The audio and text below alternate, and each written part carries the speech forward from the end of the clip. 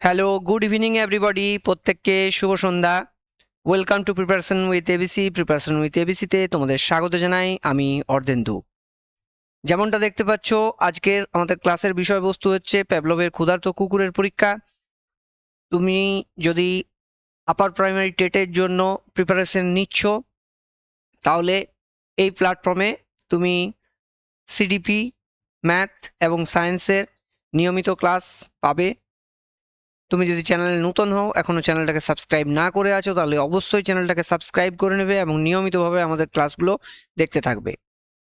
বর্তমানে আমাদের যে সময়কালে আমরা চলেছি, সেখানে আমাদের কাছে ঝাড়খণ্ড একাডেমিক কাউন্সিলের একটা টেট এবং ওয়েস্ট বেঙ্গল এসএসসির আন্ডারে একটা টেট,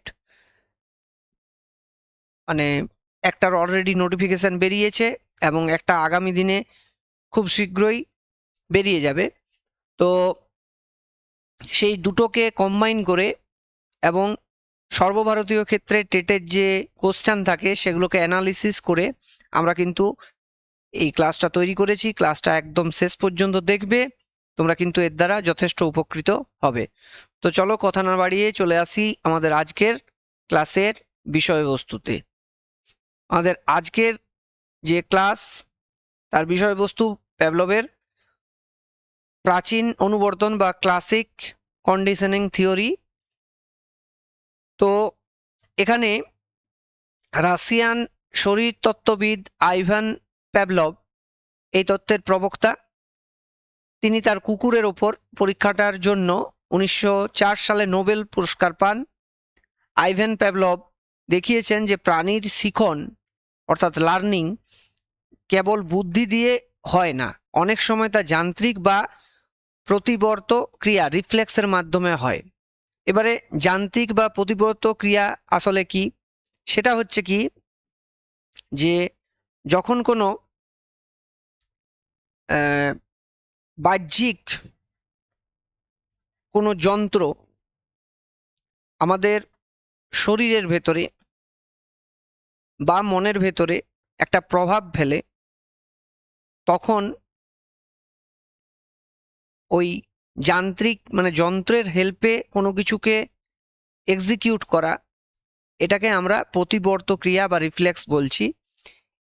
এই রিফ্লেক্সের বিষয়টা আমরা এর আগে আমাদের 9-10-এ যে জীবন বিজ্ঞানের যে বই, সেখানে এটা আমরা দেখেছি যে আমাদের একটা হাতুড়ি দিয়ে যদি হাঁটুর উপরে ধাক্কা মারা হয়, তাহলে অটোমেটিক্যালি কিন্তু পাটা এগিয়ে যেতে থাকে। সেই রিফ্লেক্সটার জন্যই কিন্তু এটা সম্ভব হয়। তো এখানে প্যাভলভ তার পরীক্ষাতে বলেছেন এটা কিন্তু বুদ্ধির কোনো বিষয় নেই। এর আগে তোমরা বুদ্ধি সম্পর্কে পড়েছো, তো এনার যে তত্ত্বটা, সেই তত্ত্ব কিন্তু বুদ্ধির যে গুরুত্বটা সেটা তিনি কিন্তু দিতে রাজি নন। তিনি বলছেন যে অনেক সময় কিন্তু এটা যান্ত্রিকভাবেই সম্ভব হয়। ঠিক আছে? অর্থাৎ এই তত্ত্বের জনক হচ্ছেন এই প্রাচীন অনুবর্তন বা ক্লাসিক্যাল কন্ডিশনিং বলা হয়। এর ইংলিশটা এখানে আমার লিখে দেওয়া উচিত ছিল, তাও আমি লিখে দিচ্ছি, দেখো, ক্লাসিক্যাল কন্ডিশনিং।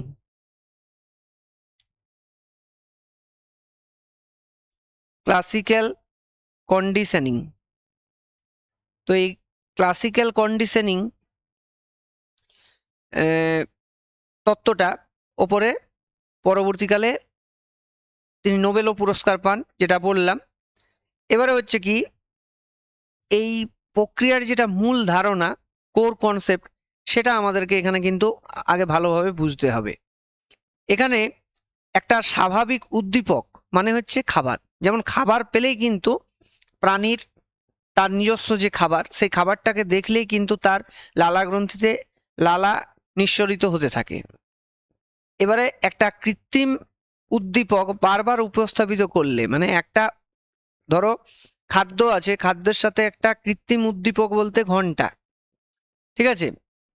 এই উদ্দীপকটা যদি বারবার দেখানো হতে থাকে তাহলে কুকুরের মতো একটা মানে মানুষের থেকে যার বুদ্ধি অনেক কম সেরকম একটা প্রাণী এক সময় কৃত্রিম উদ্দীপকটিকেই স্বাভাবিক প্রতিক্রিয়া ঘটাতে সক্ষম করে। মানে তখন ওই ঘন্টার আওয়াজ পেলেই কিন্তু তার মুখ দিয়ে লালা বেরোতে শুরু করে। এই যে ঘটনাটা, এই ঘটনাটাকে তিনি বলছেন অনুবর্তন বা কন্ডিশনিং। তাহলে কন্ডিশনিং কিভাবে হচ্ছে না, এই ঘন্টাটার মাধ্যমেই কিন্তু তখন খাদ্য না দেখলেও কুকুরটি নিজের থেকে কিন্তু তার লালা নিঃসরণ হচ্ছে, কারণ সে এতদিনে বুঝে গেছে, এই যে বারবার করার ফলে সে এখন বুঝে গেছে যে তার কাছে নিশ্চয় এবার খাবার আসছে, কারণ ঘন্টা বাজলে খাবার আসে। এই জিনিসটা যখন তাকে দীর্ঘদিন অভ্যাস করানো হচ্ছে তখন কিন্তু সে অটোমেটিক্যালি এই জায়গাটাতে বুঝে যাচ্ছে যে একসময় তাকে যদি শুধুমাত্র ঘন্টার আওয়াজটা দেওয়া হয় তাহলেও কিন্তু সে তার লালা নিঃসরণ ঘটে আর কি। তো এই ঘটনাটাই হচ্ছে অনুবর্তন। এবারে প্যাভলভ যে পরীক্ষাটা করেছেন সেই পরীক্ষাটার 3টা স্টেজ আছে। একটা হচ্ছে অনুবর্তনের আগে, একটা হচ্ছে অনুবর্তনের চলাকালীন, আর একটা হচ্ছে অনুবর্তনের পরে। তাহলে অনুবর্তনের আগে মানে যখন সে কুকুরটা শেখেনি তখন কি হচ্ছে, তার খাদ্য দেখলে এটা হচ্ছে আনকন্ডিশন স্টিমুলাস। আনকন্ডিশন, এখানে কিন্তু কন্ডিশন নেই। খাবার দেখলে তার যে ব্রেন সংকেত পাঠাচ্ছে যে খাবার এসে গেছে, তখন তার লালা অটোমেটিক্যালি কিন্তু নিঃসরিত হচ্ছে। এইখানে লালাটা হচ্ছে আনকন্ডিশন রেসপন্স। ঠিক আছে, এটা একটা স্বাভাবিক প্রক্রিয়া। এটা গেল ফার্স্ট কন্ডিশনিং এর আগে। ডিউরিং কন্ডিশনিং, এবারে কন্ডিশনিং করা হচ্ছে কি, ঘন্টা এখানে বাজানো হচ্ছে যেটা হচ্ছে কন্ডিশনড স্টিমুলাস। ঠিক আছে, এবং তার সাথে খাদ্য দেওয়া হচ্ছে আনকন্ডিশনাল স্টিমুলাস। আনকন্ডিশন স্টিমুলাস খাদ্য, এটা একটা স্বাভাবিক তোমার উদ্দীপক, এটা স্বাভাবিক উদ্দীপক, এটা কিন্তু স্বাভাবিক নয়, এটা একটা বর্তন ঘটাচ্ছে এরকম একটা উদ্দীপক। এবারে যখন এই দুটোকে একসাথে দেওয়া হচ্ছে তখন লালা নিঃসরণ হচ্ছে, এটাকে বলছি আনকন্ডিশনড রেসপন্স। মানে এটা কিন্তু স্বাভাবিক প্রক্রিয়া নয়, এটা অনুবর্তন প্রক্রিয়া, এটা অনুবর্তন প্রক্রিয়া। ঠিক আছে, অনুবর্তনের ফলে ঘটছে অনুবর্তন প্রক্রিয়া। এরপর আফটার কন্ডিশনিং, তার মানে কি, তাকে কিন্তু এটা কয়েকদিন করা হলো, এইভাবে চালানো হলো, তারপরে দেখা যাচ্ছে যে শুধুমাত্র ঘন্টা মানে যেটা কন্ডিশন স্টিমুলাস সেটা দিয়ে দিলেই অটোমেটিক্যালি তার কিন্তু লালা নিঃসরণ মানে কন্ডিশন রেসপন্স হয়ে যাচ্ছে। এটা তার মানে তার অনুবর্তন হয়ে গেছে, সে কিন্তু মানে যে ফাইনাল পজিশনে আসার কথা সেই জায়গাতে সে কিন্তু পৌঁছে গেছে। এটাই হচ্ছে কিন্তু প্যাভলভের পরীক্ষা। আশা করি তোমরা এগুলো পড়েছো, কিন্তু এগুলো তোমাদেরকে খুব ভালোভাবে বুঝতে হবে। প্যাভলভ থেকে কিন্তু অনেকগুলো কোশ্চেন পরীক্ষাতে আসে। নেক্সট দেখো, অনুবর্তনের 4টা গুরুত্বপূর্ণ ভাষা আছে, পরিভাষা আছে। ঠিক আছে, প্রথমে এই যে আমি ইউসিএস, যেটা আগেই আমি বললাম, ইউসিএস মানে আনকন্ডিশনড স্টিমুলাস, এটা হলো স্বাভাবিক উদ্দীপক। এখানে কেন, উদ্দীপকটা দেখলেই কিন্তু লালা নিঃসরণ হবে, যা কোনো প্রশিক্ষণ ছাড়াই প্রতিক্রিয়া ঘটাতে পারে, যেমন খাদ্য। ঠিক আছে, এরপরে হচ্ছে আনকন্ডিশন রেসপন্স, মানে হলো এটা হলো স্বাভাবিক প্রতিক্রিয়া যা স্বাভাবিক উদ্দীপকের প্রভাবে নিজে থেকেই এটা ঘটে যায়, যেমন লালা নিঃসরণ। মানে ইউসিএস কে দেখলেই অটোমেটিক্যালি ইউসিআর হয়ে যাচ্ছে, এটা অটোমেটিক প্রক্রিয়া। ঠিক আছে, এবার আছে সিএস। সিএস মানে এই দেখো ভাষাগুলো যেগুলো দেওয়া আছে, এই পরিভাষাগুলো আমরা কিন্তু আগের যে পেজটা সেখানে আমরা এগুলোকে পেয়েছি। ঠিক আছে, সেগুলোকে ব্যাখ্যা করা আছে।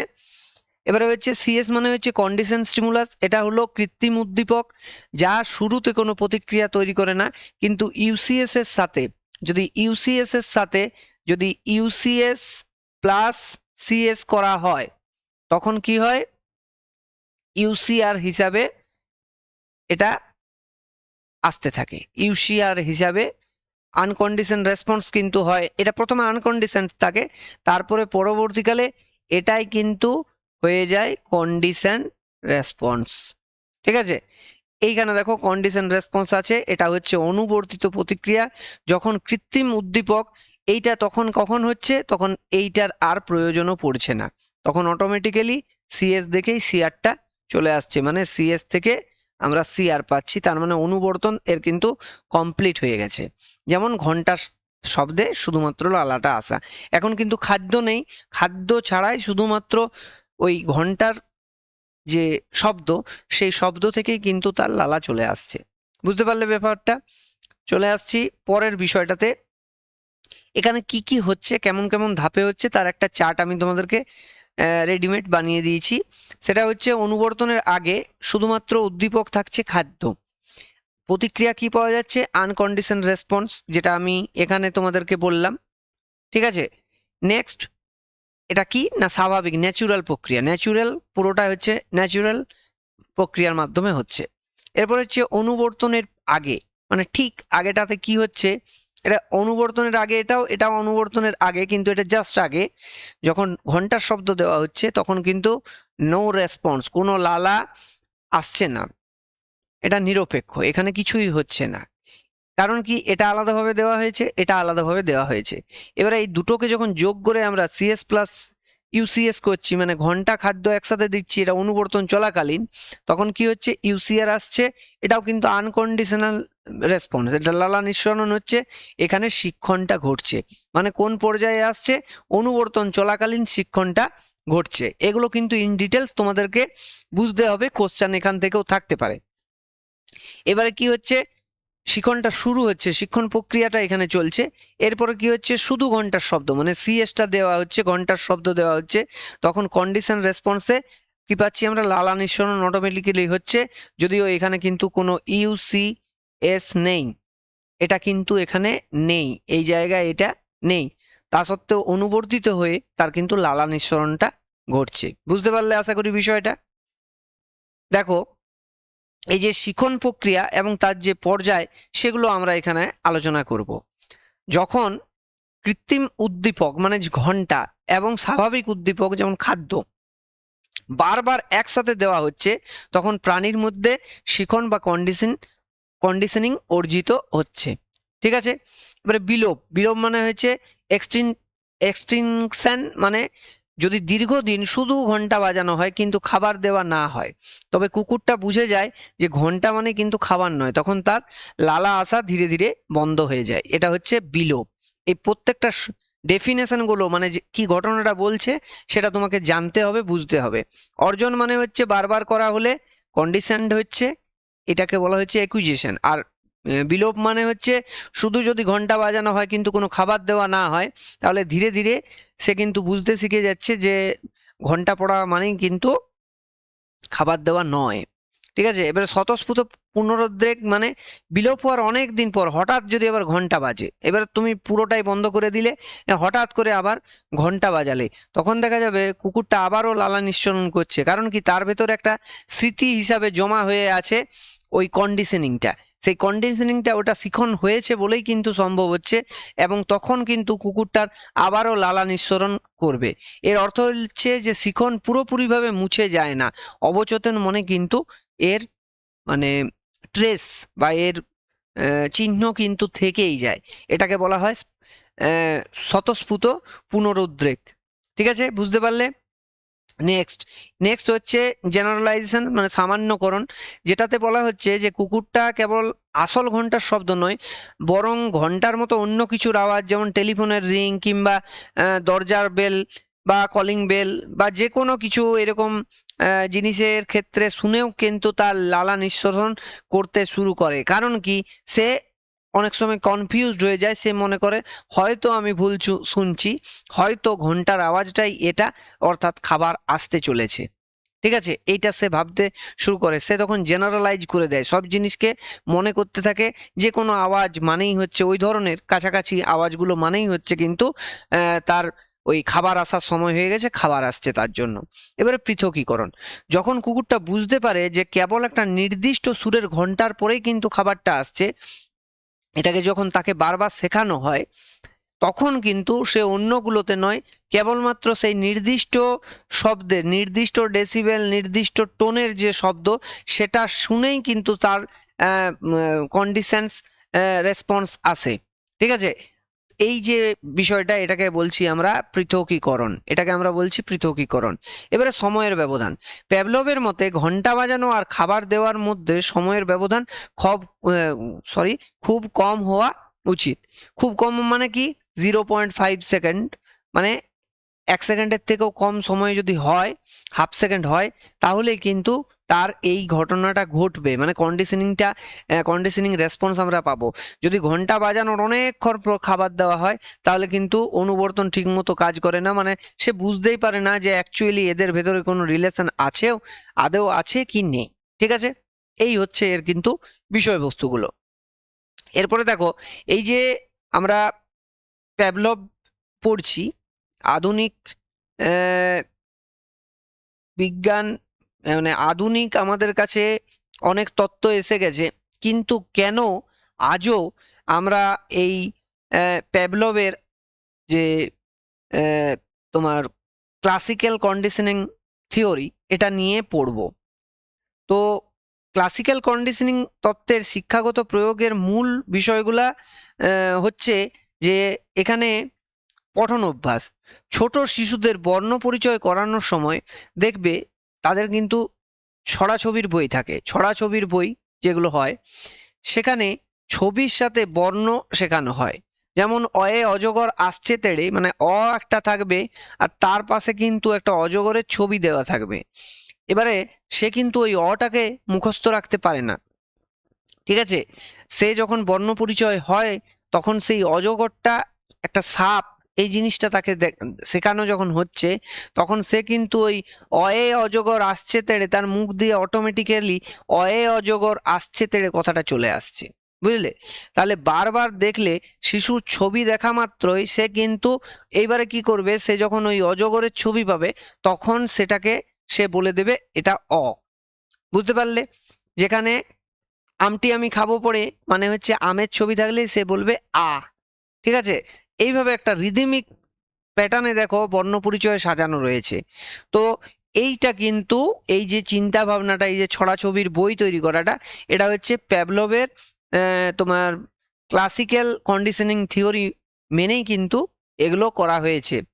বারবার একসাথে দেখলে শিশু পরবর্তীতে শুধুমাত্র অক্ষর দেখেই তা চিনতে পারে, কারণ তার অবচেতন মনে সেটা কিন্তু গেঁথে গেছে। ওই অবচেতন মনটা হচ্ছে অ্যাকচুয়ালি তার কিন্তু কন্ডিশনিং ঘটেছে, সে কন্ডিশনিং রেসপন্স দিচ্ছে। বুঝতে পারলে? কন্ডিশনিং রেসপন্সের কারণে সেটা কিন্তু তার হচ্ছে। এবারে হচ্ছে ভয় ভীতি দূর করা। যেমন কোনো শিশু যদি গণিত বা স্কুলকে ভয় পায়, তবে আনন্দদায়ক পরিবেশ বা খেলাধুলার মাধ্যমে সেই ভয় কাটানো যায়।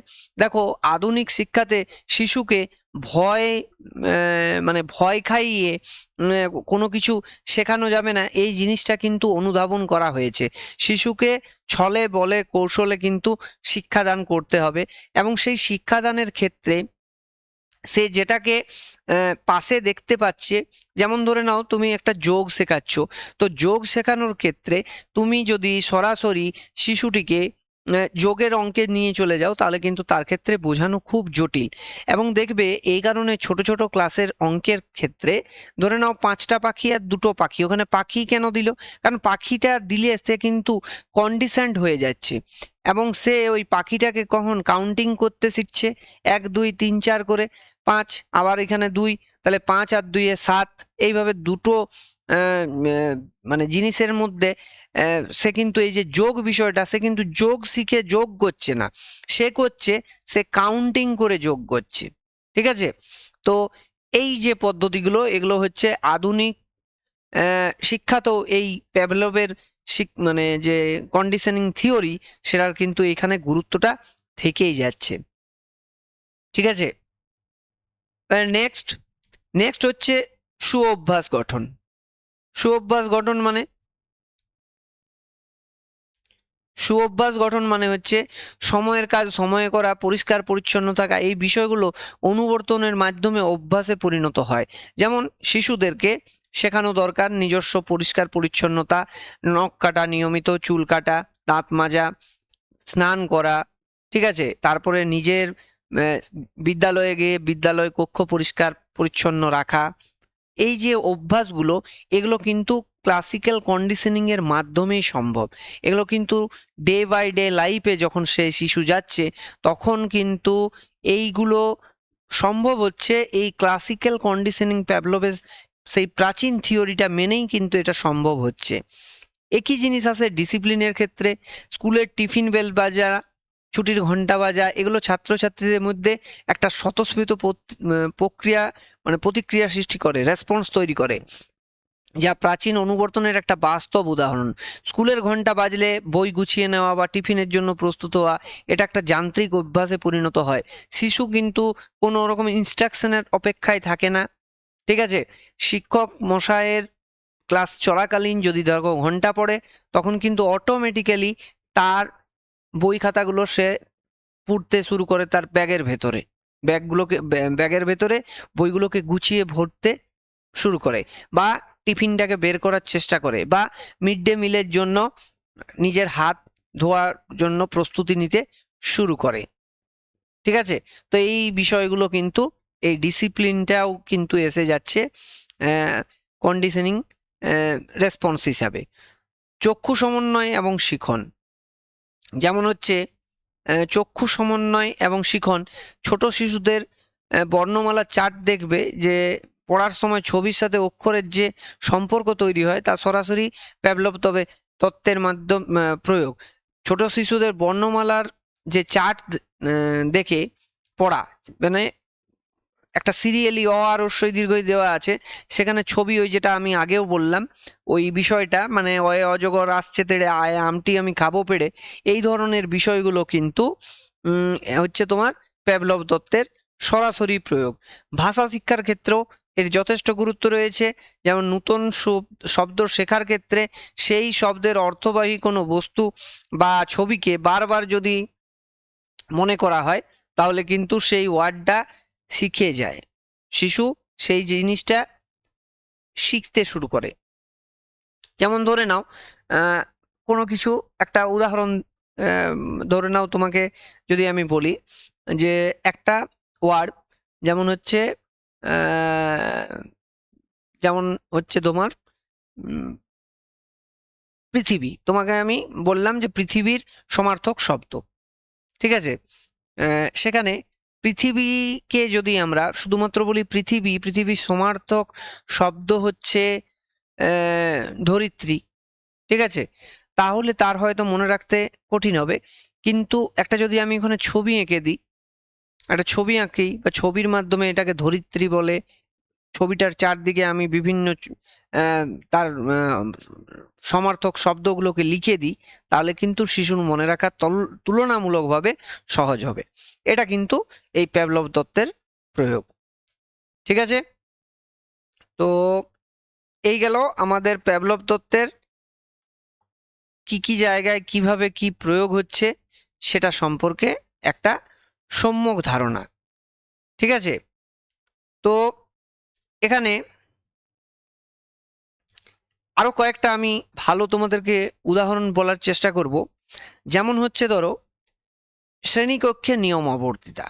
শিক্ষক যদি প্রতিদিন ক্লাসে ঢোকার সময় হাততালি দিয়ে সবাইকে শান্ত হতে বলেন, তখন প্রথম কয়েকদিন ছাত্রছাত্রীরা হয়তো এতে গুরুত্ব দেবে না, কিন্তু প্রতিদিন এই অভ্যাসটা চললে একসময় দেখা যাবে শিক্ষক ক্লাসে ঢুকে হাততালি দিলেই ছাত্রছাত্রীরা বুঝে যাবে যে এবার শান্ত হওয়ার সময় এসছে।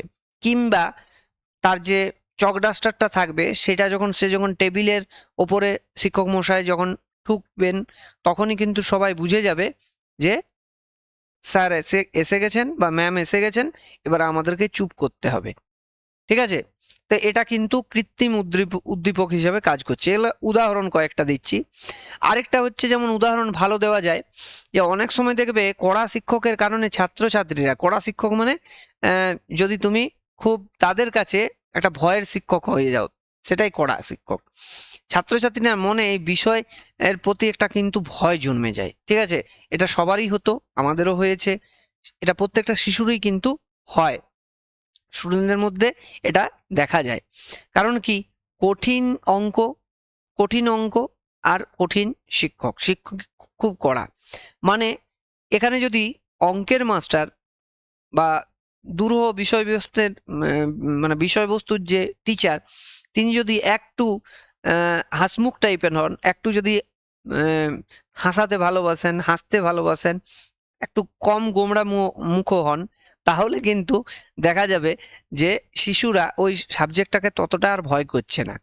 অঙ্ক করার সময় যদি মজার খেলা বা পুরস্কারের ব্যবস্থা করা হয়, ছাত্রছাত্রীদের সাথে গভীরভাবে মেশা হয়, ঠিক আছে, বাস্তব জীবনের উদাহরণ তুলে ধরা হয়, তাহলে ছাত্রটা ধীরে ধীরে অঙ্কের প্রতি আনন্দ খুঁজে পাবে এবং তার ভয় কেটে যাবে।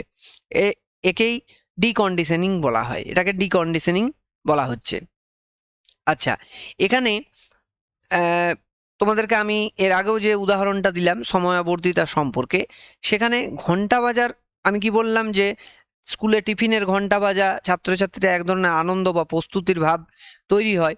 এটা দীর্ঘদিনের সাপেক্ষীকরণের ফলে ঘন্টা বাজার শব্দ শুনলেই তার মস্তিষ্ক স্বয়ংক্রিয়ভাবে তখন কিন্তু কাজ করতে শুরু করে। ঠিক আছে, তো এই হচ্ছে আমাদের মানে ব্যবহারটা আধুনিক কন্ডিশনিং তত্ত্বের। তাহলে এখানে হচ্ছে অনুবর্তনের প্রকারভেদ। ঘন্টা এবং খাদ্য দেওয়ার সময়ের উপর ভিত্তি করে অনুবর্তনকে 4 ভাগে ভাগ করা হয়েছে। কি কি? একটা হচ্ছে বিলম্বিত অনুবর্তন, একটা হচ্ছে চিহ্ন অনুবর্তন, একটা সহবর্তমান অনুবর্তন, আর একটা পশ্চাৎমুখী অনুবর্তন। ডিলে অনুবর্তন বা বিলম্বিত অনুবর্তন কি? আগে ঘন্টা বাজানো হয় এবং ঘন্টা থামার ঠিক আগে খাবার দেওয়া হয়। এটা সব থেকে কার্যকর পদ্ধতি, ডিলে কন্ডিশনিং। ঠিক আছে, এরপর হচ্ছে ট্রেস কন্ডিশনিং, মানে চিহ্ন। আগে ঘন্টা বাজিয়ে বন্ধ করা হয়, তারপর কিছু সময় বিরতি দিয়ে খাবার দেওয়া হয়। এখানে প্রাণীকে ঘন্টা স্মৃতি বা চিহ্ন মনে রাখতে হয়। নেক্সট হচ্ছে স্টিমুলাস কন্ডিশনিং, মানে সহবর্তমান। ঘন্টা এবং খাবার একই সাথে দেওয়া হয়, এটা খুব একটা কার্যকর হয় না। ঠিক আছে, এখানে কিন্তু সে বুঝতে পারে না, মানে ঘন্টাটা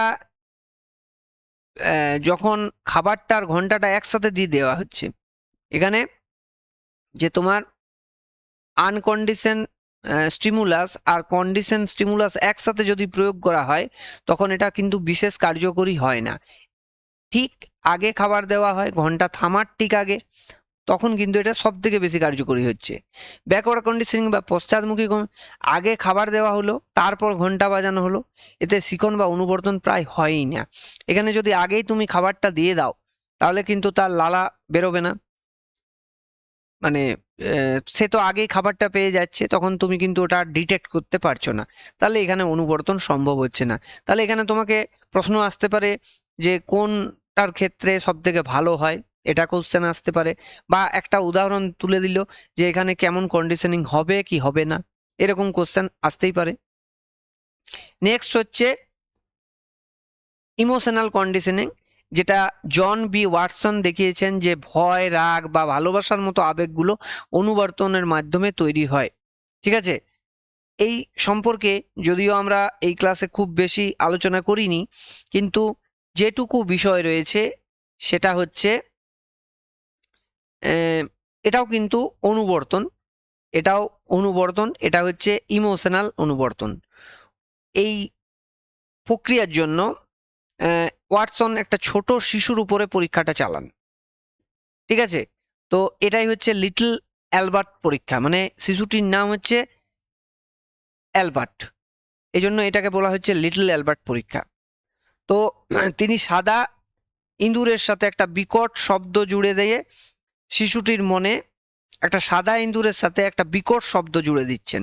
এখানে কি হচ্ছে, একটা সাদা রঙের ইঁদুর দেওয়া হচ্ছে এবং তার সাথে একটা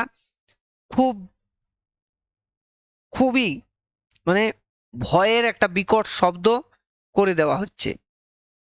দিয়ে শিশুটির মনে সাদা ইঁদুরের প্রতি একটা ভয় সৃষ্টি করা হচ্ছে। যেমন ভাবে আমরা আমাদের অজান্তেই শিশুদের ভেতরে ভূতের ভয় তৈরি করে ফেলি, বা কোনো অজানা শক্তি, অজানা বিশ্বাসের প্রতি ভয় সৃষ্টি করে ফেলি, এটা কিন্তু হচ্ছে ইমোশনাল কন্ডিশনিং এর কারণে, আবেগীয় অনুবর্তনের কারণে। তখন কি হচ্ছে, এই লিটল অ্যালবার্ট পরীক্ষাতে তখন কিন্তু এটা শিশুর ভেতর একটা ভয়, মানে সে তখন কিন্তু আর আওয়াজ দেখার দরকার নেই, সে ওই সাদা ইঁদুর দেখলেই কিন্তু ভয় পেতে শুরু করবে। ঠিক আছে, এই হচ্ছে বিষয়বস্তু। তো এটা গেল। এরপরে নেক্সট যেটা আসছে সেটা হচ্ছে হায়ার অর্ডার, উচ্চতর পর্যায়ের অনুবর্তন। এটা একটা উন্নত অত্যন্ত গুরুত্বপূর্ণ ধারণা। প্যাভলভ দেখিয়েছেন যে একবার ঘন্টা শুনে লালা ঝরানো শিখিয়ে দেওয়ার পর ঘন্টার সাথে যদি অন্য কোনো উদ্দীপক যেমন আলো যোগ করা হয়, তবে কুকুরটি কিন্তু আলোর সংকেতেও লালা নিঃসরণ করে। মানে প্রথমে কি করা হলো, ঘন্টা দিয়ে লালা পাচ্ছি, মানে এটা আমাদের অলরেডি আমরা কন্ডিশনিং হয়ে গেছে সেই পর্যায়ে। এরপরে কি হচ্ছে, আমরা এইটার সাথে সাথে অ্যাড করে দিলাম আরেকটা সেকেন্ডারি উদ্দীপক।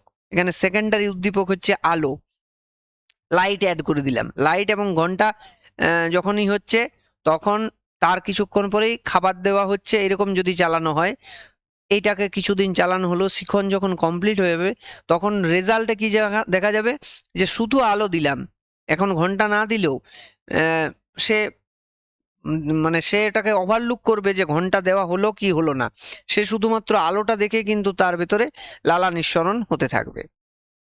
বুঝতে পারলে, এটা হচ্ছে উচ্চতর পর্যায়ের অনুবর্তনের একটা উদাহরণ। ঠিক আছে,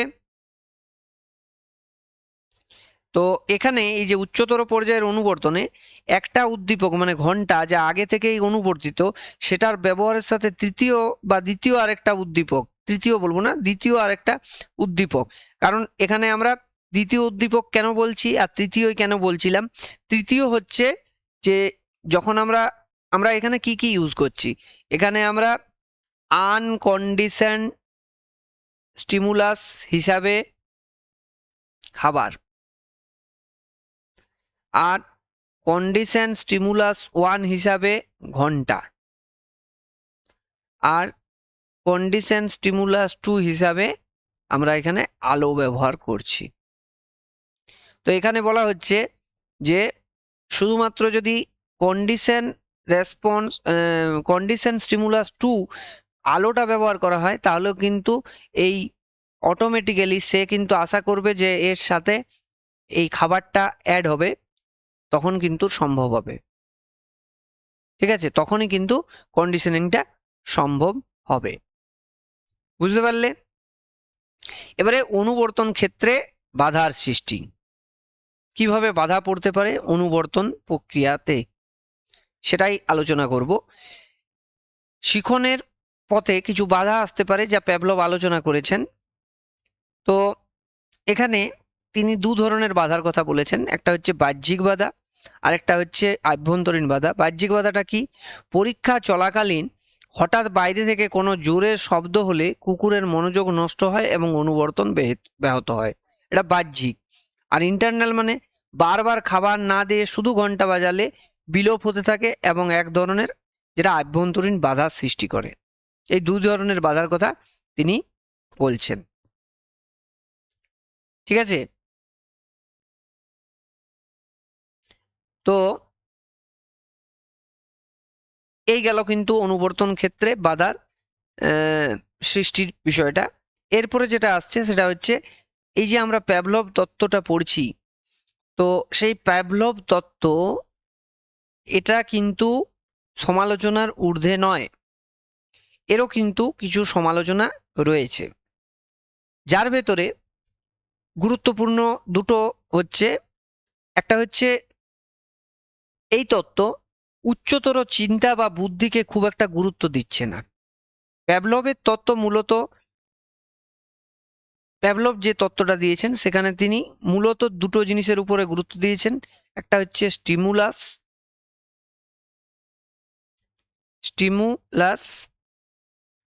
আরেকটা হচ্ছে রেসপন্স।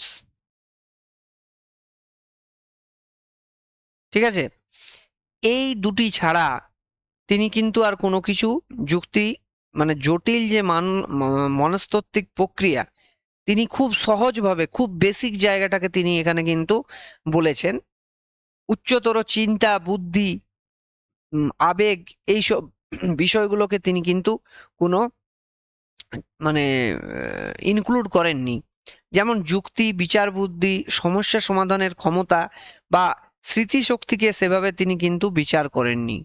তার কাছে এগুলো কিন্তু মানে গুরুত্বহীন। এবং মানুষের শিখনের ক্ষেত্রে বুদ্ধি যে কত বড় ভূমিকা রাখে এই তত্ত্বে তার অভাব রয়েছে। বুদ্ধির কিন্তু তিনি কোনো গুরুত্ব এখানে দেননি। সেকেন্ড যেটা হচ্ছে সেটা হচ্ছে এই তত্ত্বে মনে করা হচ্ছে যে প্রাণী বা শিক্ষার্থী পরিবেশের উদ্দীপকের কাছে অনেকটা অসহায় বা নিষ্ক্রিয়।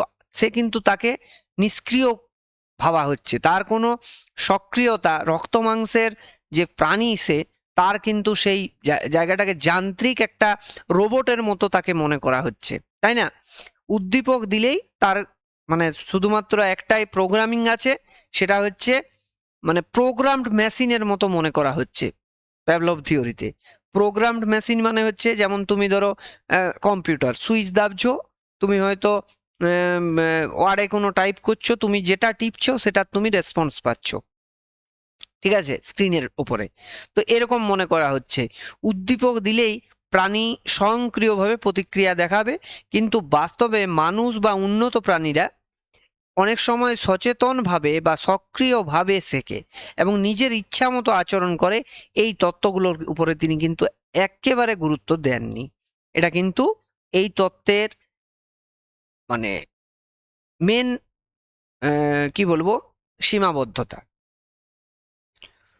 তো সহজ কথায় যদি বলা হয়, এই তত্ত্বটা অভ্যাস গঠন বা সহজে রিফ্লেক্স বোঝাতে কার্যকরী হলেও মানুষের জটিল বুদ্ধিভিত্তিক শিখন এবং সৃজনশীলতাকে কিন্তু ব্যাখ্যা করতে পারে না। বুঝতে পারলে? তো এই হচ্ছে আমাদের প্যাভলভ তত্ত্ব। এই প্যাভলভ তত্ত্ব সম্পর্কে আমরা সংক্ষিপ্ত একটা আলোচনা করলাম। এরপর আমরা কিন্তু আমাদের ক্লাসে যে এমসিকিউ গুলো আছে সেই এমসিকিউ গুলো সম্পর্কে আলোচনা করব। প্রত্যেকটা কোশ্চেন কিন্তু কোনো না কোনো টেট পরীক্ষাতে বা সমতুল কোনো পরীক্ষাতে এসেছে। কোশ্চেনগুলো খুব ভালোভাবে প্র্যাকটিস করবে, মনে রাখবে। এবং এই প্রত্যেকটা দেখো, আমি শুধুমাত্র উত্তরটা বলে দেব না, এখানে কিন্তু কিছু কিছু আলোচনা করা হবে, সেই আলোচনাগুলো কিন্তু মন দিয়ে শেষ অবধি অবশ্যই দেখবে। তো প্রথমেই যেটা আছে আমাদের কোশ্চেনে দেখো, প্রাচীন অনুবর্তন তত্ত্বের প্রবক্তাকে। এটা নিশ্চয়ই তোমাদের খুব একটা অসুবিধা হবে না, তোমরা সবাই এটা বলতে পারবে যে এটার উত্তরটা কি। এটার উত্তরটা তোমরা নিশ্চয়ই বুঝতে পারছো। এর উত্তরটা হচ্ছে অপশন বি তে আইভেন প্যাভলভ, তাই তো? আইভেন প্যাভলভ,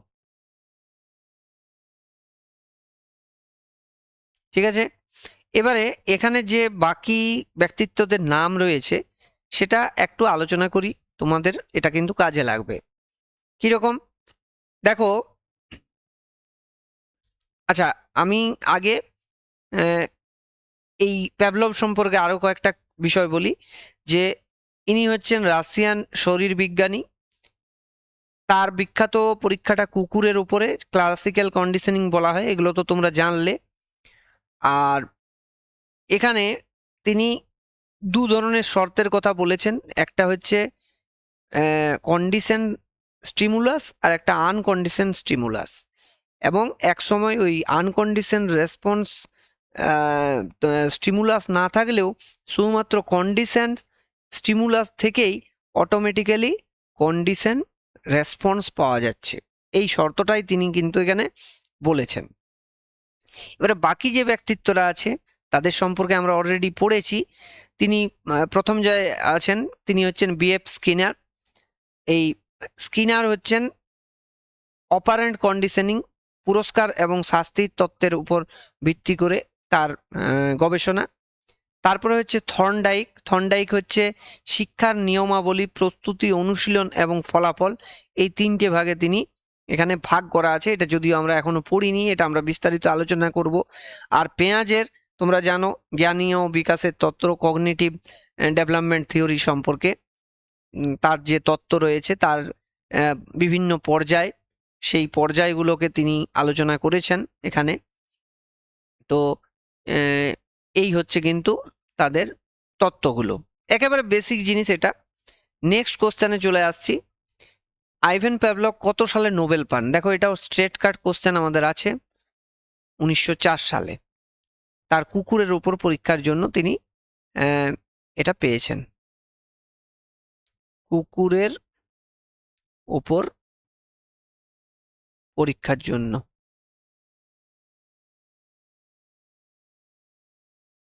বুঝতে পারলে? নেক্সট দেখো, প্যাভলভের পরীক্ষায় খাদ্য কি হিসাবে কাজ করে?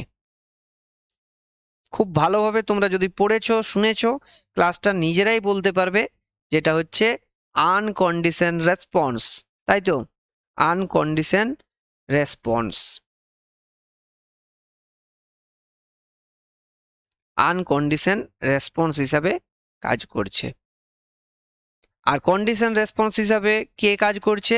এখানে ঘন্টা কাজ করছে, ঘন্টার ধ্বনি যেটা। আর যদি সেকেন্ডারি কন্ডিশন স্টিমুলাস বলা হয়, তাহলে সেখানে কিন্তু আলো আমরা অ্যাড করতে পারি। কন্ডিশন রেসপন্স কোনটা? কন্ডিশন রেসপন্স মানে লালা বের হওয়াটা। আর ন্যাচারাল রেসপন্স মানে কি? লালা, এই সি অপশনের লালাটা কখন বেরোচ্ছে? যখন তোমার কন্ডিশন স্টিমুলাস প্রয়োগ করা হচ্ছে, মানে ঘন্টার ধ্বনি দেওয়া হচ্ছে, তখন যেটা লালা বেরোচ্ছে সেটাকে কন্ডিশনড রেসপন্স বলছি। আর অটোমেটিক্যালি খাবার দেখে, মানে আনকন্ডিশন স্টিমুলাস দেখে তার যে লালা নিঃসরণ হচ্ছে, সেটা নিরপেক্ষ উদ্দীপক বা নিউট্রাল স্টিমুলাস বলা হচ্ছে। বুঝতে পারলে? 4 নম্বর কোশ্চেন। 4 নম্বর কোশ্চেনে কি বলেছে? প্যাভলভের পরীক্ষায়, কুকুরের পরীক্ষায় স্বাভাবিক প্রক্রিয়া ইউসিআর কোনটি? ঘন্টার শব্দ, লালা নিঃসরণ, পরীক্ষককে দেখা, নাকি লেজ নাড়ানো? এটা খুব ইজি কোশ্চেন, প্রত্যেকটা কোশ্চেন দেখো ইজি আছে। এটা হচ্ছে স্বাভাবিক প্রতিক্রিয়া কি, আনকন্ডিশন রেসপন্স কি, খাবার দেখলে লালা নিঃসরিত হবে। এটা যদি স্টিমুলাসটা বলে তাহলে হবে ঘন্টা। আর যদি বলে স্বাভাবিক প্রতিক্রিয়া মানে স্টিমুলাস না, এটার ক্ষেত্রে ইউ সিএস হচ্ছে খাদ্য, সিএস মানে হচ্ছে ঘন্টা ধ্বনি। তারপরে এখানে আনকন্ডিশন রেসপন্স মানে হচ্ছে লালা নিঃসরণ, আর কন্ডিশন রেসপন্স সেটাও হচ্ছে লালা নিঃসরণ। বুঝতে পারলে? চলে আসছি পরের কোশ্চেনে। প্রাচীন অনুবর্তনে ঘন্টা শুরুতে কি হিসাবে কাজ করে? 5 নাম্বার কোশ্চেন, নিরপেক্ষ উদ্দীপক হিসাবে কাজ করে, মানে নিউট্রাল স্টিমুলাস হিসাবে কাজ করে। ঠিক আছে?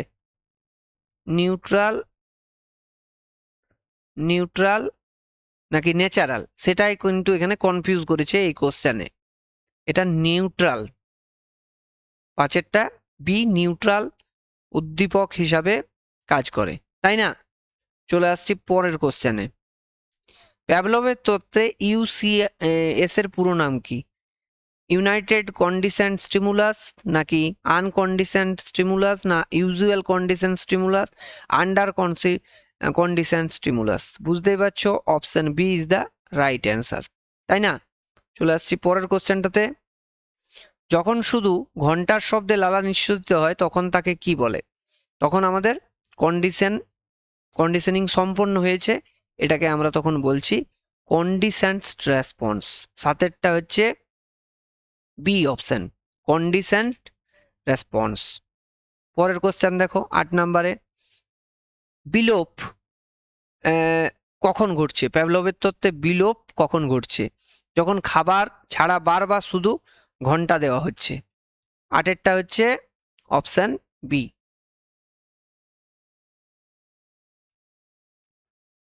দেখো এখানে যদি শুধু খাদ্য দেওয়া হতে থাকে তাহলে কিন্তু সবসময় আনকন্ডিশন রেসপন্স পাওয়া যাবে। আর যদি বেল এবং ফুড আর দুটোই যদি দেওয়া হয় তাহলে কিন্তু এখানে অনুবর্তনে মানে শিখনের প্রক্রিয়াটা চলবে। আর খিদে পাবে না, মানে বিলোপ কখন ঘটছে? যখন নট হাংরি, এখানে খাওয়া মানে কুকুরের খিদে পাওয়া না পাওয়া কিন্তু কোনো আমাদের ধর্তব্যের ভেতরে নেই, আমরা এটাকে ধরবো না, এটা নিয়ে কোনো আমাদের অপশনই নেই। আমরা ধরে নেব কুকুরটা সব সময় হাংরি থাকছে, ঠিক আছে? তার মানে এই শর্তটাও আসছে না, তাহলে option B is the right answer হবে। পরেরটা দেখো, স্বতঃস্ফূর্ত পুনরুদ্বেগ নয়, এটার সঠিক উত্তর কি হবে? এটাও কিন্তু অপশন বি তে আছে, বিলোপের পর হঠাৎ প্রতিক্রিয়ার পুনরাবির্ভাব। এই ঘটনাটাকে স্বতঃস্ফূর্ত পুনরুদ্বেগ মানে কি, অনেক দিন ধরে নাও কুকুরটাকে ঘন্টা বাজানো হলো না, কিন্তু তাকে এক সময় মানে আমরা কন্ডিশন রেসপন্স পেয়ে গিয়েছিলাম, ঠিক আছে? এরপরে হঠাৎ করে আমরা যদি আবার বেলটা বাজিয়ে দিই, তাহলে দেখা যাবে যে তার মধ্যে স্পন্টেনিয়াস রিকভারি হবে, স্বতঃস্ফূর্ত পুনরুদ্বেগ হবে, এবং সে কিন্তু আবার তার লানা নিঃসরিত হতে থাকবে। বুঝতে পারলে? এরপরে দেখো 10 নম্বরে, সামান্যীকরণ তখন ঘটে যখন কুকুরটির লালা নিঃসরণ ঘটে। মানে কখন লালা নিঃসরণ ঘটে? যখন অন্য কোনো শব্দ, বেলের কলিং বেলের শব্দ শুনেও সে যদি তার লালা নিঃসরিত হয়, তার মানে কি এটা ঘন্টার মতো অন্য কোনো শব্দ দেখে তারা হয়। শুধু আসল ঘন্টায় হয়, ঘন্টার মতো অন্য শব্দে হয়, নাকি খাদ্য দেখে হয়, নাকি আলো দেখে হয়? এখানে আলো, খাদ্য এগুলো কিন্তু কোনোটাই অপশন নয়। আসল ঘন্টা আর এই ঘন্টার মতো অন্য শব্দ, এখানে কিন্তু এই দুটোই হচ্ছে কিন্তু মেন জায়গা, ঠিক আছে? সামান্যীকরণ মানে হচ্ছে সব জিনিসকে সে জেনারেল মনে করে, সে মনে করে ঘন্টা মানেই হচ্ছে খাবার, ঠিক আছে? এই ধরনের ব্যাপারটা। তারপরে দেখো 11 নম্বরে, অনুবর্তনের পৃথকীকরণ কখন হয়? যখন ঘন্টা এবং অন্য শব্দের সে তফাৎ করতে শেখে, তখন সেটাকে বলছে distinguishing between the bell and the others sounds. মানে ঘন্টা এবং অন্যান্য শব্দের তফাৎ সে যখন বুঝতে শেখে, তখন বলে অনুবর্তনে, ওটাকে বলা হয় পৃথকীকরণ। এই টার্মগুলো আমি তোমাদেরকে আগেই বললাম যে এই টার্মগুলোকে তুমি যদি মন দিয়ে শুনো, পড়ো, তাহলে কিন্তু প্রত্যেকটা উত্তর করতে পারবে। দেখো প্রত্যেকটা উত্তর তোমরা যারা দেখলে, মন দিয়ে শুনলে, নিজের থেকেই বলতে পারবে, এগুলো কিছু নেই, ঠিক আছে? এতটাই সহজভাবে আমি পড়িয়ে দিচ্ছি তোমাদেরকে, খুব একটা জটিল মনেই হবে না। এবং এখানে মোটামুটি সিডিপিটিতে যে কোনো স্টুডেন্ট, যে কোনো পরীক্ষার্থী যদি মোটামুটি 30-এর ভেতরে 30 বা 29 এরকম পেয়ে যায়, তাহলে কিন্তু তার স্কোরটা অনেকটা ভালো করতে পারবে, ঠিক আছে? চলে আসছি পরের 12 নম্বর কোশ্চেনে। প্যাভলভ মূলত একজন কি ছিলেন? এইটা দেখো, স্ট্রেট কাট কোশ্চেন দিয়েছে, তাই না? 12 নম্বরে একদম স্ট্রেট কাট কোশ্চেন দিয়েছে। শরীরতত্ত্ববিদ, ফিজিওলজিস্ট, তিনি একজন ফিজিওলজিস্ট। কোন দেশের ছিলেন? রাশিয়ান ছিলেন, ঠিক আছে? এটাও মনে রাখবে। নেক্সট দেখো, কার্যকর অনুবর্তনের জন্য সিএস এবং ইউসিএস এর মধ্যে সময়ের ব্যবধান কত হওয়া উচিত? এটা খুব কম হওয়া উচিত। আমরা ডাইরেক্ট দেখো উত্তর পেয়ে গেছি সবগুলো। দেখো আমি আমার যে ছোট্ট যে নোটটা দিয়েছি, এই নোটের ভেতর থেকে কিন্তু প্রত্যেকটা কোশ্চেন আছে, এবং তোমাদের এগুলো বিভিন্ন পরীক্ষাতে দেখো পড়েছে। এটা ওয়েস্ট বেঙ্গল টেট 2015-তে অলরেডি পড়েওছে। নেক্সট দেখো, প্রাচীন অনুবর্তনকে আর কি বলা হয়? আর কি বলা হয়? 14 নম্বর কোশ্চেন, ভীষণ ইম্পর্টেন্ট, ঠিক আছে? এটাকে আর কি বলা হয়ে থাকে বলো? প্রাচীন অনুবর্তনকে বলা হয়ে থাকে এস টাইপ অনুবর্তন। এটা আমি তোমাদেরকে একটু বিস্তারিতভাবে আলোচনা করে দিচ্ছি। এই যে তত্ত্বটা, এটা ক্লাসিক্যাল কন্ডিশনিং ইভেন পাভলভ করেছেন। এখানে মূল কেন্দ্রবিন্দু কোন জিনিসটা, মানে কোনটাকে নিয়ে কিন্তু পুরো কন্ডিশনিংটা সম্ভব হচ্ছে, সেটা হচ্ছে এস, মানে হচ্ছে স্টিমুলাস।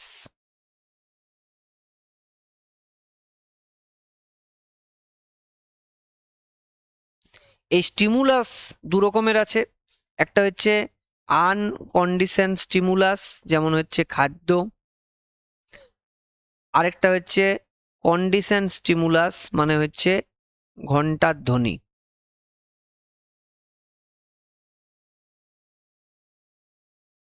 তাই তো? তাহলে এখানে শুধুমাত্র দেখো স্টিমুলাসের উপর বেস করে দু ধরনের যে স্টিমুলাস আছে তার দুটোর ব্যবহারে এইখান থেকে আমরা প্রথমে পাচ্ছি, এটার জন্য আমরা পাচ্ছি আনকন্ডিশন রেসপন্স। আর এখানে যদি শুধুমাত্র ঘন্টার ধ্বনি দিই তাহলে কিন্তু কিছু পাওয়া যাবে না, কিন্তু যদি এর সাথে আমরা এই দুটোকে অ্যাড করে দিই তখন আমরা যে জিনিসটা পাবো সেটা হচ্ছে তোমার, এই দুটোকে যখন অ্যাড করছি তখন পাচ্ছি আমরা কন্ডিশন রেসপন্স। তাহলে মূল যে কেন্দ্রবিন্দুটা দুটো ক্ষেত্রেই সেটা হচ্ছে কিন্তু এখানে এই স্টিমুলাস। তাহলে এটাকে এই স্টিমুলাস ইউজ হচ্ছে বলেই এটাকে বলা হচ্ছে এস টাইপ। ক্লিয়ার? ক্লিয়ার হয়েছে? এরপরে দেখো বাকি যে জিনিসগুলো আমাদের আছে অপশনগুলো সেগুলো একটু আলোচনা করে দিই। এটা প্যাভলভের ক্ষেত্রে এটাই প্রযোজ্য। এবারে আর টাইপ কেন বলছে? স্কিনারের তত্ত্ব যেটা রয়েছে সেখানে তার যে রেজাল্ট, সেই রেজাল্টের উপরে বলা হয় বলে এটাকে আর শব্দটা আছে, ওই জন্য এটা স্কিনারের তত্ত্বের ক্ষেত্রে প্রযোজ্য। এটা স্কিনারের তত্ত্বের ক্ষেত্রে, স্কিনারের তত্ত্বের ক্ষেত্রে এটা প্রযোজ্য। এবারে হচ্ছে যন্ত্রীয় শিখন, এটা হচ্ছে অপারেন্ট কন্ডিশনিং এর আরেকটি পরিভাষা, ক্লাসিক্যাল কন্ডিশনিং এর নয়। এটা অপারেন্ট কন্ডিশনিং, অপারেন্টের ক্ষেত্রে। আর অন্তর্দৃষ্টিমূলক শিক্ষণ বা ইনসাইটফুল লার্নিং এটা কখন হচ্ছে? এই তত্ত্বটা প্রস্তাব করেছিলেন ওয়েলফগ্যাং কোহলার, যেটা গেসাল্ট মনোবিজ্ঞান সম্পর্কে আছে, যার মূল কথা এখনো আমরা আলোচনা করিনি, এটা আমরা পরবর্তীতে আলোচনা করব।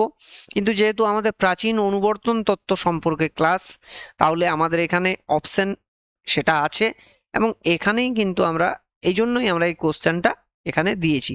মূলত এই কোশ্চেনটা দেওয়া হয়েছে কিন্তু প্যাভলভের পরীক্ষার মানে তত্ত্বের উপরে বেস করে, ঠিক আছে? কিন্তু এইগুলো তোমরা তো মানে পরবর্তীকালে শিখবে, তখন হয়তো দেখবে যে আমরা অন্য চ্যাপ্টারের সাথেও এই ধরনের কোশ্চেনটা দিয়ে দিচ্ছি, ঠিক আছে? বা যখন তোমার প্র্যাকটিস সেশন চলবে তখন কিন্তু তোমার কাছে অনেকগুলো তথ্য থাকবে, তখন তোমার এই প্রাচীন অনুবর্তন, যেহেতু ক্লাসিক্যাল কন্ডিশনিংটার ব্যাপারটা আসছে, তার মানে এখানে এস টাইপ মানে হচ্ছে স্টিমুলাস, আর টাইপ মানে হচ্ছে রেজাল্ট, এইটা মাথায় রাখবে সবসময়। 15তে দেখো কি বলেছে, নিচের কোনটি প্যাভলভের তত্ত্বের ধারণা নয়? ঠিক আছে, দেখো রেনফোর্সমেন্ট, এক্সটিংশন মানে বিলোপ, স্পন্টেনিয়াস রিকভারি এটাও আছে, প্রত্যেকটা তত্ত্বই আছে, তাই না? শুধুমাত্র অপশন ডি তে যেটা রয়েছে অপারেন্ট বা সক্রিয়, এটা কিন্তু নেই, এই অপশনটা আমাদের এখানে নেই। কেন নেই? কারণ এই তত্ত্বটা প্যাভলভের তত্ত্ব নয়। এখানে এই যে তত্ত্বটা রয়েছে অপারেন্ট কন্ডিশনিং, এটা হচ্ছে বিএফ স্কিনারের। এটা কার তত্ত্ব? এই তত্ত্বটা হচ্ছে বিএফ স্কিনার, বিএফ স্কিনারের তত্ত্ব। তো এইটা আমরা এখানে পড়বো না, এখানে আমাদের আলোচনার বিষয়বস্তু প্যাভলভের তত্ত্ব। এই হচ্ছে কোশ্চেন। পরেরটা দেখো, উদ্দীপক এবং প্রতিক্রিয়ার মধ্যে সংযোগকে কি বলে? খুব ভালো কোশ্চেন, খুব কিন্তু কার্যকরী কোশ্চেন এই কোশ্চেনটা। আমরা এতক্ষণ ধরে যে বিষয়টা নিয়ে বলছি সেটা কি, মানে উদ্দীপক আর প্রতিক্রিয়ার ভিতরে বস্তুত সংযোগ সাধন, তাই না? সংযোগ সাধন করা। তাহলে সেই সংযোগটা কিরকম? এটাকে বন্ডিং বলে, নাকি অনুবর্তন বলে, নাকি মুখস্থকরণ মেমোরাইজিং বলে, না পারসেপশন বলে? এটাকে কন্ডিশনিং বলে। Option B is the right answer. বুঝতে পারলে? নেক্সট কোশ্চেন দেখো, প্যাভলভ তত্ত্ব কিসের মাধ্যমে শিখনের উপর জোর দিয়েছেন? প্যাভলভের তত্ত্ব যেটা, সেটা কিসের মাধ্যমে শিখনের উপর জোর দিয়েছে? খুব ভালো কোশ্চেন আছে কিন্তু কোশ্চেনটা।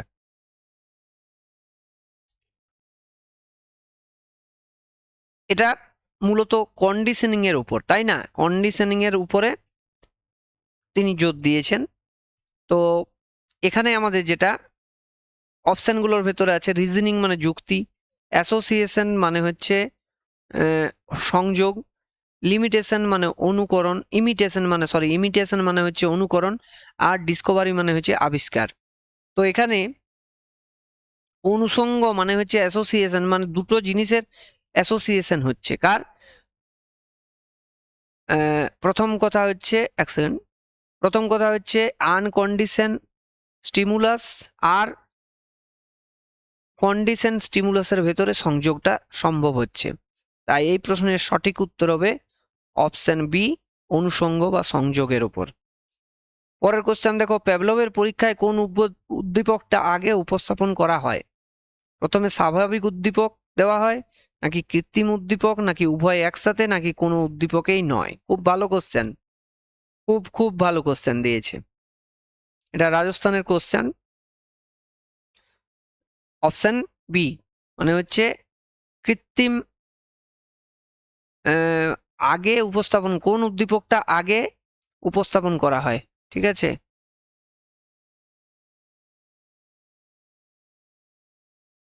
এই কোশ্চেনটা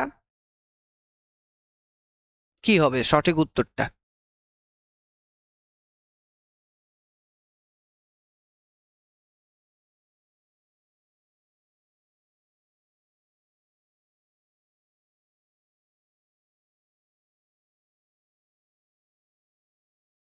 এখানে দেখো, এখানে একটু ভাবতে হচ্ছে যে প্রথমে তিনি যখন পরীক্ষাটা করছেন, প্রথমে তিনি খাবার কিন্তু দিচ্ছেন না। কারণ যদি খাবার দেওয়া হয় তো স্বাভাবিকভাবেই তার যে কন্ডিশনিং, তিনি যেটা শেখাতে চাইছেন সেটা কোনো কিন্তু কার্যকারিতা আসবে না। তাহলে প্রথমে কি করছেন তিনি? তিনি বেলটা বাজিয়ে দিচ্ছেন। বেলটা বাজিয়ে দেওয়ার ঠিক প্রথমে হচ্ছে বেল বাজছে, তারপরে 0.05 সেকেন্ডের ভেতরে তিনি কিন্তু ফুড দিচ্ছেন, খাবার দিচ্ছেন, তাই তো? তাহলে এখানে কোন উদ্দীপকটা আগে উপস্থাপন করা হচ্ছে? না, কৃত্রিম উদ্দীপকটাকে আগে ব্যবহার করা হচ্ছে। ঠিক আছে, প্রথমে এইটা যদি ব্যবহার করা হয়, মানে কি বলবো, অ্যাকচুয়াল ক্ষেত্রে যে যখন আমার মানে প্যাভলভের পরীক্ষায় যখন আমি কন্ডিশনিং করছি, সেই সময় কৃত্রিম উদ্দীপকটাকে আগে ব্যবহার করা হচ্ছে। ঠিক আছে, নেক্সট কোশ্চেন দেখো, প্রাচীন অনুবর্তন তত্ত্বে ব্যবহার করা যেতে পারে কি কি কাজে, মানে কি কাজে ব্যবহার করা যেতে পারে? এখানে মূলত এটা যে কোনো ধরনের অভ্যাস তৈরি করতে কাজে লাগে। ঠিক আছে, অভ্যাস তৈরি করতে মূলত কাজে লাগে। এছাড়া দেখো, আমরা যেগুলো পড়েছিলাম তার ভেতরে ভীতি দূর করতেও সাহায্য করে, তাই না? তাহলে ভীতি দূর করতেও এটা কিন্তু সাহায্য করে। কোনো বিষয়ে যদি কোনো নেতিবাচক অনুষঙ্গ মানে কোনো যদি অ্যাসোসিয়েশন হয়ে যায়, তাহলে যেমন লিটিল অ্যালবার্ট পরীক্ষায় আমরা যেটা দেখলাম যে একটা লিটিল অ্যালবার্টকে মানে শিশুটিকে সাদা ইঁদুরের সাথে খুব জোরালো শব্দ করে দেওয়া হচ্ছে, তাহলে এই ভয়গুলো কন্ডিশনড হয়ে গেছে। তাই এই তত্ত্বের উপরে ভিত্তি করে সিস্টেমেটিক ডিসেন ডিসেনসিটাইজেশন বা কাউন্টার কন্ডিশনিং এর মতো কৌশল ব্যবহার করে করা হয়। এগুলোকে বলা হচ্ছে ডিকন্ডিশনড। ঠিক আছে, তো এটা সঠিক উত্তরটা হবে কিন্তু আমাদের ভীতি দূর করতে সাহায্য করে, ভীতি দূর করাতে ব্যবহার করা যেতে পারে। আইকিউ দেখো, এখানে তিনি এই যে প্যাভলভ, এখানে তিনি বুদ্ধি বা জ্ঞানের তত্ত্বকে, বুদ্ধির যে বুদ্ধিমত্তার বিষয়টাকে তিনি কিন্তু পুরোটাকে ওভারলুক করে গেছেন। তাহলে সেখানে কিন্তু আইকিউর সাথে কোনো তার কিন্তু দূরে দূরে কোনো দূর পর্যন্ত কোনো সম্পর্ক নেই। আচ্ছা, এটা সক্রিয় অনুবর্তনের সাহায্যে করা যেতে পারে অঙ্কের সমাধান। এটা আমরা পরবর্তীতে পড়াশোনা করব। চেষ্টা বা ভুলের তত্ত্ব যেটা থর্নডাইকের ক্ষেত্রে ছিল সেটা আমরা দেখতে পাবো। অঙ্কের সমাধান সেভাবেই করতে হয়, অঙ্ক একবারে নাও মিলতে পারে, ওই জন্য বারবার ট্রায়াল অ্যান্ড এরর মেথড আমাদেরকে অ্যাপ্লাই করতে হয়। এবারে ইমপ্রুভ মেমোরি বাড়ানোর ক্ষেত্রে কিন্তু এর খুব একটা অবদান নেই। তাহলে নেক্সট কি আছে 20-তে? প্যাভলভের তত্ত্বে সিআর বলতে কি বোঝায়? এটাকে ক্রিয়েটিভ রেসপন্স বলবো, নাকি কন্ডিশন রেসপন্স বলবো, নাকি কমন রিয়াকশন, নাকি কন্ট্রোল রিজন? দেখো, তুমি যদি পড়ে থাকো তোমার কিন্তু খুব একটা অসুবিধা হবে না। এটা কন্ডিশন রেসপন্স হচ্ছে সঠিক উত্তর। পরেরটা দেখো, শিশুদের সুঅভ্যাস গঠনে সব থেকে ভালো ব্যাখ্যা করা যেতে পারে ট্রায়াল অ্যান্ড এরর, ক্লাসিক্যাল কন্ডিশনিংকে। এটাই হচ্ছে উত্তর। ঠিক আছে, ক্লাসিক্যাল কন্ডিশনিং হচ্ছে এই প্রশ্নের সঠিক উত্তর, যেটা আমাদের যে চ্যাপ্টারটা নিয়ে আমরা আজকে, যে টপিকটা নিয়ে আমরা আজকে পড়ছি সেটাই। নেক্সট দেখো, যদি কোনো ছাত্র শিক্ষককে ভয় পায় এবং পরে সেই বিষয়টিকেও ভয় পায়, তবে এটা কিসের কারণে হচ্ছে? এটা কিসের কারণে হচ্ছে? খুব ভালো কোশ্চেন কিন্তু। এটা হচ্ছে সামান্যীকরণের জন্য। মানে কঠিন মাস্টার, কড়া মাস্টার এবং কঠিন সাবজেক্ট, এই ধারণাটা তার ভেতরে কিন্তু ঢুকে যাচ্ছে, এই কারণে কিন্তু সে ভয় পাচ্ছে। নেক্সট, প্যাভলভ তার পরীক্ষায় কি ব্যবহার করেছেন? এটা বলার অপেক্ষা রাখে না, এটা হচ্ছে কুকুর। নেক্সট, যে শিখন প্রক্রিয়া একটি নিরপেক্ষ উদ্দীপক শক্তি অর্জন করে তা হলো কি? তা হলো 24-এ অপশন বি, মানে হচ্ছে কোন অনুবর্তন। যে শিখন প্রক্রিয়া একটা নিরপেক্ষ উদ্দীপক শক্তি অর্জন করে তাকে কি বলা হচ্ছে? কন্ডিশনিং। এটা কন্ডিশনিং হচ্ছে, অর্থাৎ নিরপেক্ষ উদ্দীপক আনকন্ডিশন রেসপন্স, আনকন্ডিশন স্টিমুলাস এখানে শক্তি অর্জন করছে, তাই না? কার জন্য? কন্ডিশনিং এর মাধ্যমে। 25 পরেরটা দেখো, বিলোপের পর যদি কন্ডিশন রেসপন্স পুনরায় ফিরে আসে, যেমন অনেকদিন ঘন্টা বাজানো হলো না, আগে কিন্তু ঘন্টা বাজিয়ে খাবার আসতো, অনেকদিন ঘন্টা বাজানো হলো না, হঠাৎ করে একদিন ঘন্টা বাজলে তার কি হবে? তার কিন্তু লালা ফিরে আসবে মুখে, এবং সেই ঘটনাটা ঘটবে স্বতঃস্ফূর্ত পুনরুদ্যোগের জন্য। এটা হচ্ছে অপশন বি, তাই না? পরেরটা দেখো 26, স্কুলের ঘন্টার উদাহরণ ক্ষেত্রে ঘন্টার শব্দ হলো কি? বলো। এটা হচ্ছে কন্ডিশন স্টিমুলাস, তাই না? 26-এরটা বি, কন্ডিশন স্টিমুলাস। 27, প্যাভলভের তত্ত্ব মনস্তত্ত্বের কোন শাখার উপর অন্তর্ভুক্ত? এটা কিন্তু তোমাদেরকে একদম মনে রাখতে হবে, মুখস্থ রাখতে হবে বিষয়টা। এটা হচ্ছে বিহেভিয়ারিজম বা আচরণবাদের উপর নির্ভর করে তত্ত্বটা তৈরি হয়েছে। এবারে হচ্ছে অনুবর্তন কি? অনুবর্তন কি জিনিস? 28-এরটা দেখো, অনুবর্তন হচ্ছে স্বাভাবিক আচরণ, না নূতন উদ্দীপকের প্রতিক্রিয়া তৈরি করার প্রক্রিয়া, নাকি সব ভুলে যাওয়া, নাকি শারীরিক কসরত? ঠিক আছে, তাহলে অনুবর্তন হচ্ছে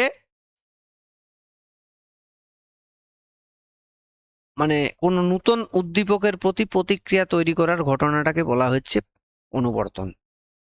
পরের 29 নম্বর কোশ্চেন হচ্ছে, এসআর কথাটার মানে কি? স্টিমুলাস রেসপন্স, নাকি student resource, situation reaction, science research? ঠিক আছে, কখনোই তোমরা এটা ভুল করবে না, এটা হচ্ছে স্টিমুলাস রেসপন্স। এরপরে দেখো, লাস্ট বাট নট লিস্ট যে কোশ্চেনটা, সেটা হচ্ছে শিখন হলো অনুবর্তিত প্রতিবর্তের প্রক্রিয়া। এটি কার উক্তি? এটা তিনি কে বলেছেন? এটা প্যাভলভেরই কিন্তু বক্তব্য। এটাও তোমাদেরকে একদম স্ট্রেট কাট মুখস্থ রাখতে হবে, কিচ্ছু করার নেই, মুখস্থ রাখতে হবে। তো এই গেল আমাদের 30টা কোশ্চেন, এবং আমরা প্যাভলভ সম্পর্কে খুব ছোট্ট টপিক তোমাদেরকে পড়ালাম। ক্লাসটা কেমন লাগলো? যদি ভালো লাগে অবশ্যই লাইক দেবে, বন্ধুদের মধ্যে শেয়ার করবে, এবং নিয়মিতভাবে আমাদের ক্লাসগুলো দেখতে থাকবে। আজকের ক্লাস এই পর্যন্ত, দেখা হচ্ছে নেক্সট ক্লাসে। ততক্ষণ তোমরা প্রিপারেশন নিতে থাকো। জয় হিন্দ, বন্দে মাতরম।